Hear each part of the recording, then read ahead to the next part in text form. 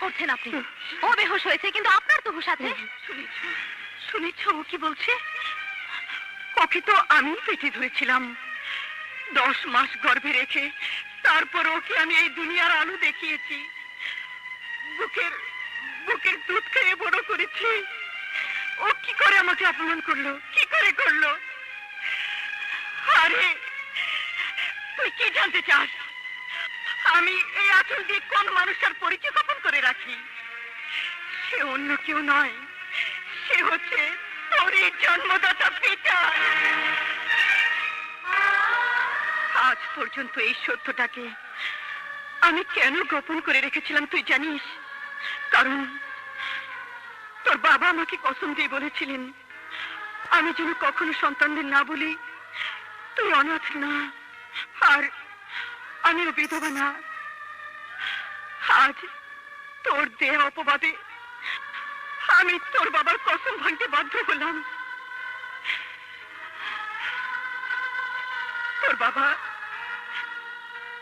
তোর বাবা ছিলেন একজন ড্রাইভার।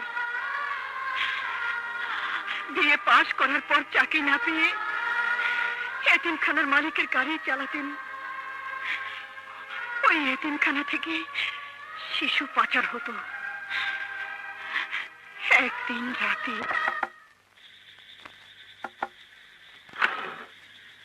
আপনি ভেতরে আসুন। না থাক, আজাদ কোথায়? আমি না, কে এসেছে? আরে ম্যাডাম, আপনি আসুন আসুন, ভেতর আসুন। শোনো আজাদ, একটা জরুরি কাজে আমাকে আসতে হলো। এক্ষুনি তুমি কুদ্দুস মোল্লা বাড়ি যাও, তোমাকে বিশেষ প্রয়োজন। তুমি তাড়াতাড়ি এসো, আমি যাই। আসি।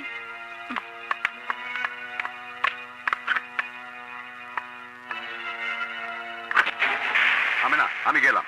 এই মাত্র এলি, কিছু মুখে না দিয়ে চলে যাবে? শুনলে না, জরুরি কাজ। তুমি খেয়ে নিও, আমি আসি। হ্যাঁ, কথা, তোমরা বাচ্চাদের বিদেশ নিয়ে উটের গলায় ঝুলাইয়া রেস খেলানোর পরেও আরো ইনকাম করো। তোমরা বাচ্চাদের গুর্দা কিডনি সব খুইলা বিক্রি করো।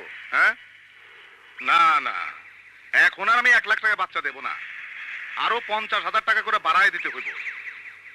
আরে না না, দিবেন কিনা তাই বলেন? 1,25,000? ঠিক আছে, কাল ভোর রাতে জাহাজ ঘাটে বাচ্চা পৌঁছায় যাবে। Okay sir. ও আজাদ, শোনো, তোমাকে এক্ষুনি একটা কাজ করতে হইব। শিশু পাচার তো? সাব্বাস, বলার আগেই বুঝা গেছো। তোমার জীবনে উন্নতি হইব।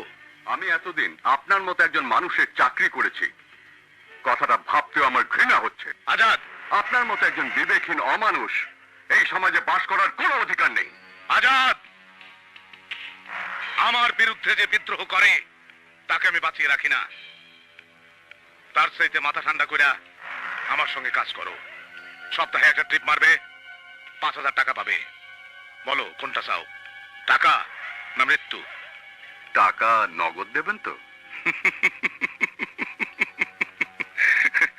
50% আগে, বাকি 50 কাজ হয়ে যাবার পর। শিরিন ম্যাডাম তোমার জন্য অপেক্ষা করবে।